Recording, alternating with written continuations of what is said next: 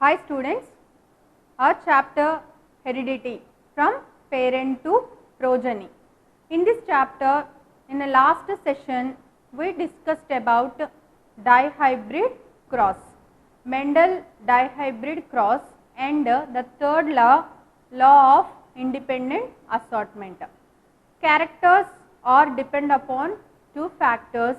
The factors of the character won't mix with any other character factors. They are independent and they maintain their identity. So, that is the law of independent assortment. Characters are independent, they won't mix together and they will remain their identity. So, this is Mendel's research work on variation, monohybrid cross and dihybrid cross, and three laws: law of independence, law of segregation, law of independent assortment. Now, let us come into the session a new one, that it is sex determination chromosomes. So, this is the topic. We need to know how a gender forms. Progeny is having two genders, either it may be male or it may female.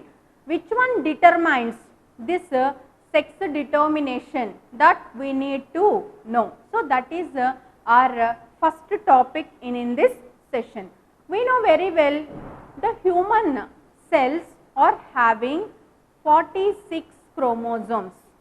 46 chromosomes, that means 23 pairs of chromosomes are present. 23 pairs of chromosomes are present. The chromosomes whose number and morphology do not differ from male to female, those chromosomes are called autosomes. Here two types of chromosomes we will see. One is autosome and second one is allosome. Autosomes and allosomes.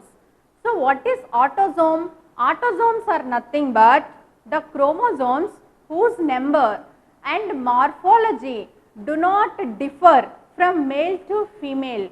Those chromosomes are called as autosomes.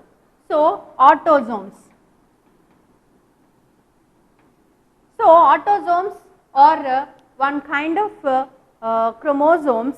These are 22 pairs. How can you say these are the autosomes? Means these autosomes, the chromosomes whose number not differ and morphology wise also from male to female, those chromosomes we call it as autosomes. These are 22 pairs. 22 pairs. So, allosomes. Allosomes are the last 23rd pair we considered as allosome. So, these allosomes are different from male to female. If it is a male, the male is having this allosome, one is X and one is Y. But if it is a female, both chromosomes are X only. So, now let us see on screen these chromosomes, autosomes and allosomes of both male and female. Now, see this one, so many are there, 22 pairs. Here we are showing these 22 pairs are similar, chemical morphological wise, number wise, these are similar from male to female, morphology is similar, number is similar, 22 pairs are present in a cell, human cell. But if it is a female, see the last box, 23rd pair chromosomes, those are this 23 pair. If it is a female organism, in the female organism's cell, these chromosomes are X and X, both are X chromosomes. But if you observe that it is a male, the male is having one X chromosome and one Y chromosome. So, these chromosomes are the sex chromosomes and these will determine the gender of the baby. So, that is why these chromosomes are called allosomes. Allosomes. Come towards the board. Allosomes, one pair. So autosomes are 22 pairs and allosome are one pair. So totally 23 pairs of chromosomes are present in a human cell. How these will determine? How these will determine the gender of the baby? Now let us see two parents. So through sexual reproduction, organism reproduce and it forms a progeny. So for that reproduction, we need two parents. One is male and the second one is female. Any kind of developed organism, most probably all the developed complex body containing organisms are having sexual reproduction. They used to reproduce sexually. In the sexual reproduction, organism need two parents, male parent and female parent. So the male parent is having 23 pairs of chromosomes and the female parent is also having 23 pairs of chromosomes. But in that 22 are autosomes.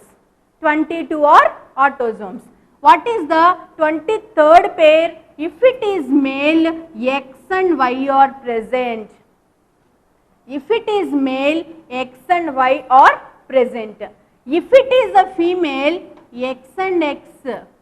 So 2 are also X chromosomes only.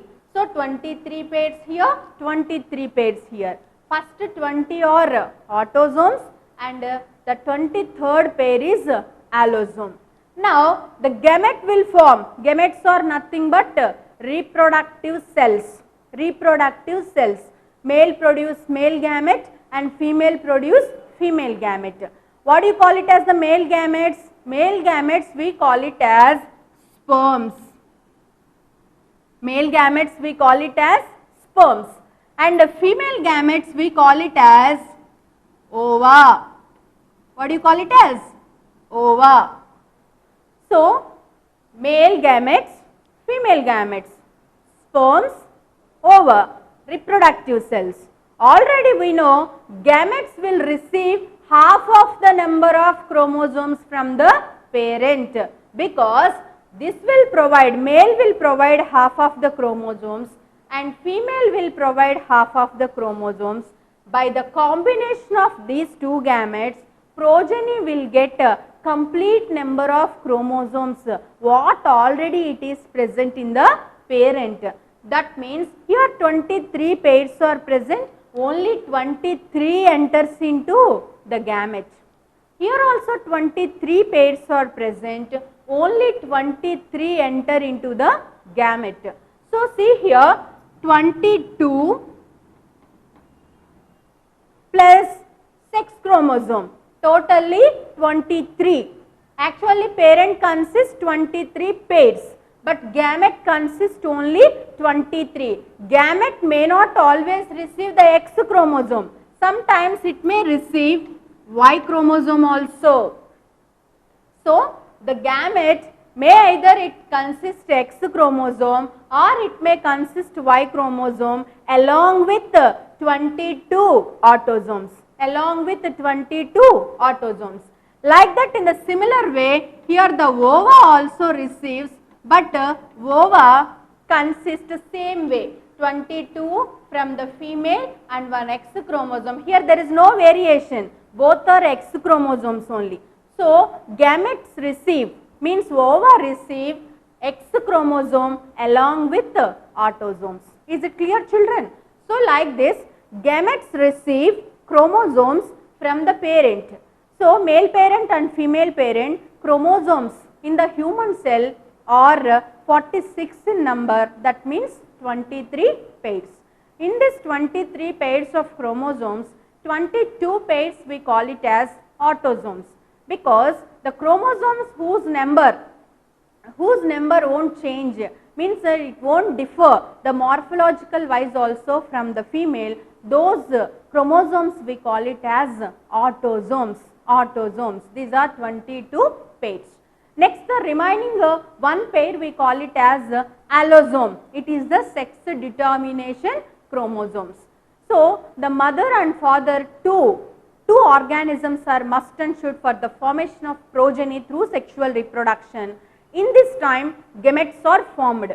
The gametes receive half of the number of chromosomes from the parent cell because two parents are present. So, the half of the number what it will come from father and half what it come from mother, those two are combined together and the progeny will receive accurate number of chromosomes what it is present already in the parents.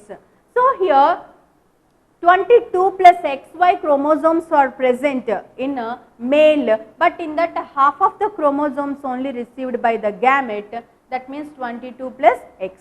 Not always X, sometimes Y also may enter into the progeny. At that time from the 22 pairs, so only 22 chromosomes along with Y it forms. Here these are the pairs, 22 pairs these are, that means 44 in number. But here only 22. Okay. So, the ova also received in the same pattern 22 plus X chromosome.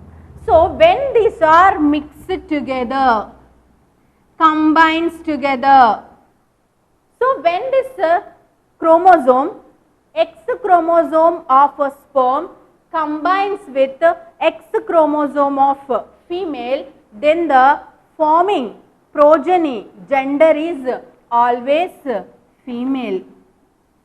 Girl child forms because female consists always X and X chromosomes.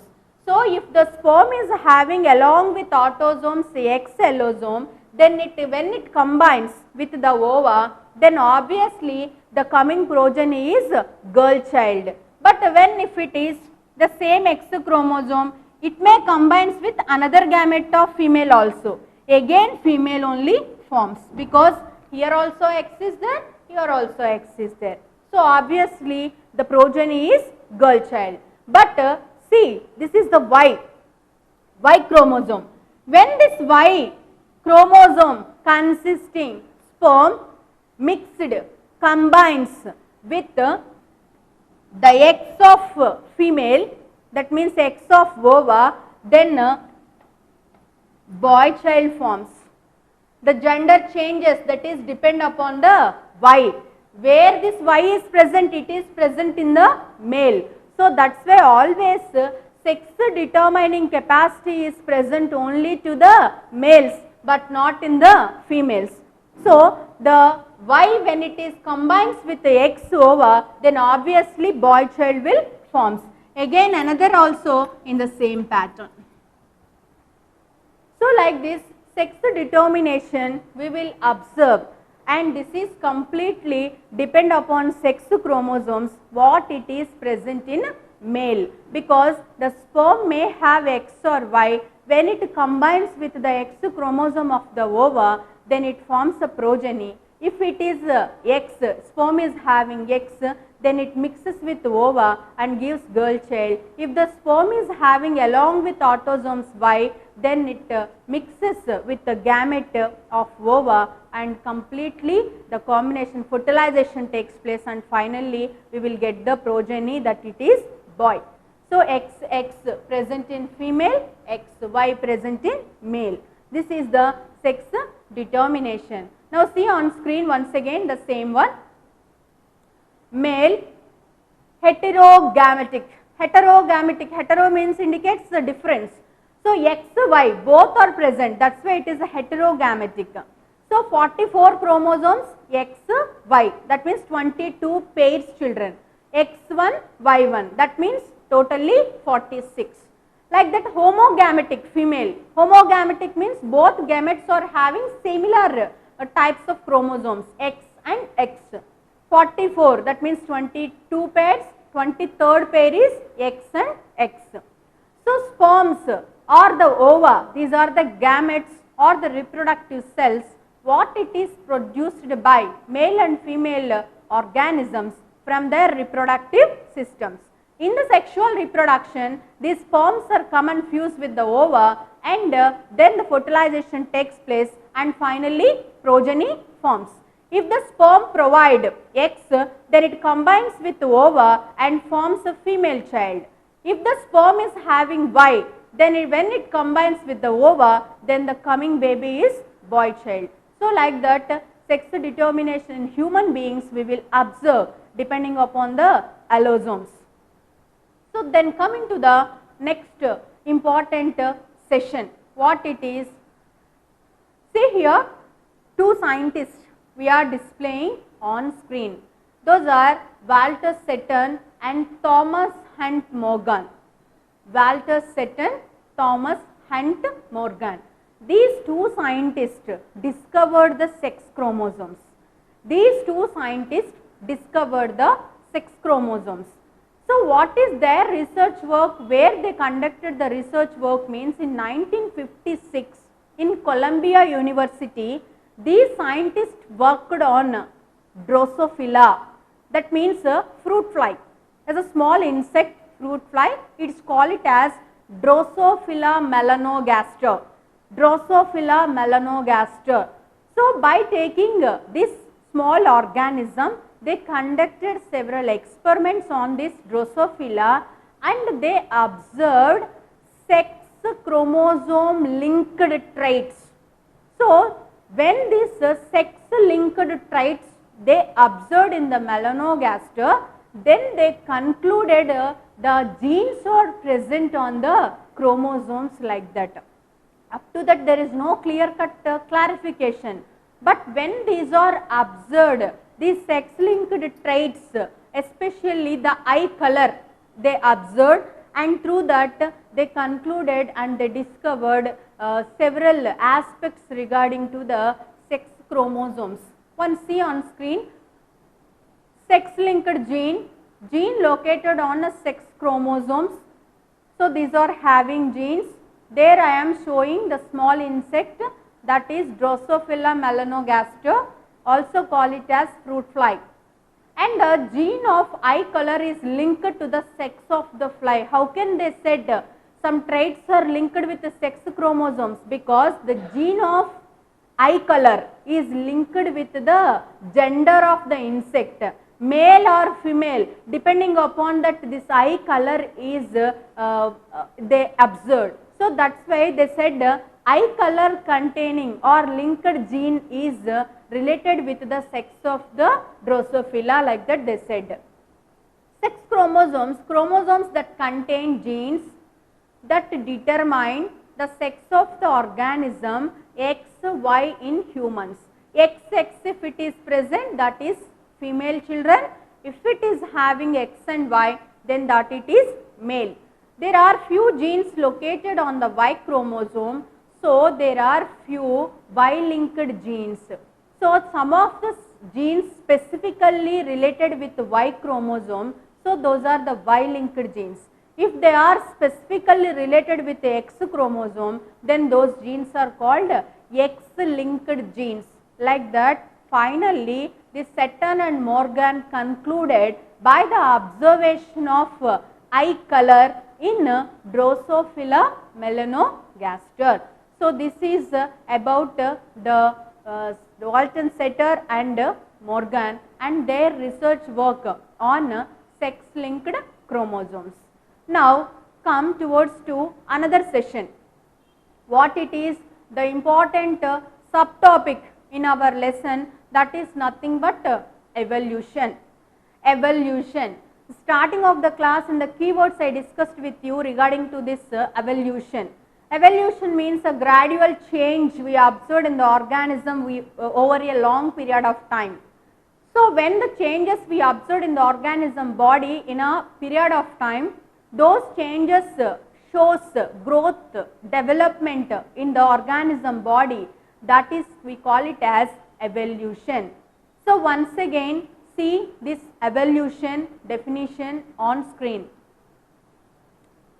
Evolution is a Latin word, evolutio, unfolding, the meaning unfolding. Sequence of events depicting the gradual progression of changes in the genetic composition of a biological population over successive generations. So, in the living forms, in a successful generations, when you will observe the changes in the genetical order, that it leads to several changes of the organism body, that it indicates evolution. So many organisms have lot of modifications, they shows lot of variations, and finally we observed a different type of organism from the ancestor. So this one also a lead for evolution. So see here, theory of whale evolution and a camel. So what now you are observing, the last picture is regarding to that whale, black color whale you are seeing and a brown color camel you are seeing, but starting of the organism if you observe, it is looking very different. So many changes, stepwise if you observe, lot of changes in their pattern. So means external characters wise, features wise, color wise, body shape wise, structure, each and everywhere you are seeing the variation. Now also we can't say this is the final shape of that organism, maybe after some generations it may change in some other way also.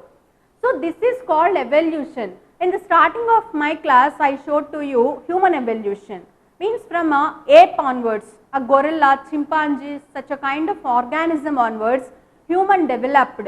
So for this, so many years of time we observed this for this evolution. Like this here also what organisms you are seeing, these are not formed within one day or within 1 year or within 1 decade. It may take so many years of time. So gradual changes in a period of time, that one gives a perfect definition for evolution. Now see the next important thing what we need to discuss, that it is variation in population. So here population in the sense so many organisms where you observed in a group wise manner, in that so many changes you are able to observe, variations. So to prove that variations and to show the changes and to show the changes in the frequency of genes, here we need to know about several types of generations in beetles. Why we selected beetles? As a small organism, lifespan is also small, and we are able to see the variations in several generations, and we are able to conclude our experiment also fast in manner. So that's why here the scientists selected beetles. Not only beetles, this one we may observe in flower yielding plants also, in any other small organisms also, but these are prominent in their color. So that's why here we took this example for better understanding. So here 3 examples they given. First one is the first situation, elephant foot is the second situation, and the last one there you are seeing some beetles are big in size, some beetles are small in size. That is the third situation. In these 3 situations, how the beetle color is changing, for what sake it is changing. Now let us see one by one situation and try to understand how these variations are occur in this population. Now see, here we are seeing bushes and beetles and a crow, any bird, not only a crow, any bird it is. So here all are you are seeing red beetles in the first picture. See the picture clearly, you may observe some variations in the picture. First picture indicates all red beetles, okay, all are red in color. So when bushes are green in color, bright green in color. If anything is present in a bright color on green color, then obviously everyone are able to identify that color. So like that here also on green color, there is red color beetles. So birds easily identifies the presence of beetles on the bushes. They will fly and at the same time they will search for food every now and then. So when they will look on the bushes, so far distance onwards also red color is very prominent color. That's why they are easily identifies these red color beetles. Okay, you understand? Yes, in the next picture, see the birds are start to eat these red color beetles. So many red color beetles are there, no? So the beetles, the birds will eat the beetles, the remaining beetles they will start to produce the next generation. So many generations they used to produce through reproduction. So red color beetles, while they are conducting the process of reproduction, because of the changes in the genetical material, are you following me? Because of the changes in the genetical material, slight variation is enough to form a variation. So in the genetical order, because of the slight variation, green beetle formed. See, second picture only you are able to observe one green beetle. One green beetle formed because of the variation. How variation came? Because of the changes in the genetical order. So one green beetle formed. So slowly the birds will eat these red beetles, but they can't identify the green one. So green beetles starts to produce slowly the reproduction process, and they used to produce some more green beetles. In third picture if you observe, red beetles percentage decreased and green beetle percentage is increased when you compare to the previous picture. When you compare to the previous picture, red beetles are decreased because they are eaten by predator. They are eaten by different types of birds, and green beetles number increased. That is because of the variation what it came in the genetical order of the organism. So those green beetles start to reproduce and they produced many more green beetles. See the last picture. So those green beetles are also eaten by predator because those are very prominent. So that's why birds will capture those one and they will eat. They won't give time to red beetles to reproduce. That's why red beetles won't form. Which one are remained? Green remained. Why it is remained? Because that color is merged with the surroundings. So that color is not prominent. So organism is unable to identify this green beetles. So here what you have to understand, one character is useful for the survival of the organism, one character is not useful for the survival of the organism. So green color is giving survival advantage. Green color is giving survival advantage, but red color is not useful to the organism to survive in that particular area. Here, which one eliminated the red color beetle? Naturally for outlook it is looking like a bird, but actually which one eliminated the red beetles? Nature only, because that character is not suitable for the survivability of the organism. So that's why organism eliminated from the atmosphere with the help of nature only.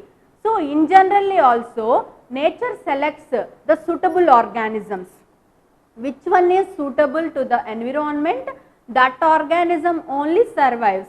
Which one is not suitable to the surroundings, which one is not suitable to that particular area, which one is not suitable to that climatical conditions, those organisms are eliminated by the nature only. Nature only. For example, take a handful of mustard seeds, select a pot, fill with soil and pour this handful mustard seeds on that pot, water it. So within 1 week of time, you are able to see so many mustard plants, it will germinate. So many seedlings are come from the pot. How many you poured?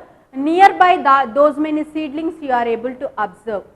But after 10 days, if you observed in that, half of the plants will die. Only half of the plants you will observe in the pot.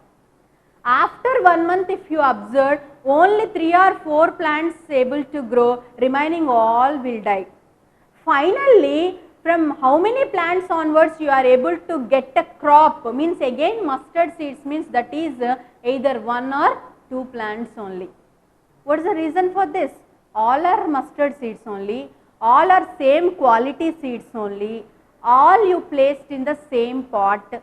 soil is having equal amount of nutrients from here to there, then why all plants are unable to survive? Because of the nutrient deficiency in the nutrients. So, which one is strong to absorb the nutrients, that only able to survive, and remaining are unable to survive. So, such a kind of phenomena we call it as survival of fittest. That one we call it as survival of fittest. Now, let us see on screen another slide. Elephant foot. Elephant foot. So many beetles are there. So many beetles are there. In that, most of them are red color, few are blue color. Few are blue color. One bush is there. In that bush, so many are red color beetles. Few of them are blue. These blue are in one corner. Okay. Now a big organism came. Means think that it is elephant, and it stamped its leg on that bush. So when elephant stamped so much viable organism, no, it is so how far the leg is placed, that much area beetles will die. All those beetles will die because of the elephant foot. What it is remained, those are the blue color beetles. So obviously here incidentally, because of one accident, blue color survived. So in the next generation all come from blue only, because blue only there. So blue only able to reproduce and blue only able to form the next generation. So now children, because of these changes, beetles population is showing different variations in the color. So different color containing beetles are formed because of several factors. So this one we are able to observe through an video also. Let us consider a group of 12 red beetles. Let us assume they live in bushes with green leaves. The population of beetles grow by sexual reproduction and can produce variations. Let us imagine crow eats these beetles. As we all know, if crows eat more beetles, fewer of them will be available to reproduce. Now let us assume 3 different situations that occur in beetles population. In the first situation, due to color variation raised during reproduction, one beetle is green in color and the remaining in red color. The green beetle can inherit the same color to its progeny. Hence progeny beetles are green. The crow cannot see green colored beetles on the green leaves of the bushes and therefore cannot eat them. Then what happens? The progeny of green beetles are not eaten and the red beetles continue to be eaten, so that there are more green beetles than red ones in the population. In second situation, as we discussed earlier, due to color variation raised during reproduction, in this situation beetles are blue in color along with red color. Obviously the blue beetles inherit the same color to its progeny. In this situation, crows can see blue colored beetles in the green leaves. So what happens initially? The blue beetles remain few as crow eats them and most of them are red. But let us think at this point, an elephant comes by and stamps on the bushes where the beetles live, where most of the beetles are killed. By chance, few beetles survived are mostly blue and obviously the progeny of the beetle population are also mostly blue. It is obvious that in both situations, rare variation of colored beetle remain to be a common characteristic in the beetle population. The frequency of an inherited trait changes over generations. Since genes control traits, frequency of certain genes in a population changed over generations. This is the essence of the idea of evolution. I think you observed children the video. It is showing to you how the variations came from the beetles from one generation to another generation, depending upon different factors, here we are seeing the changes in the genetical order, it leads to different colors containing beetles. But nature selects which character is suitable, which is not. Sometimes accidents are also show some changes in the population of beetles. Still, third situation is remained. That situation we will continue from the next session onwards. Thank you.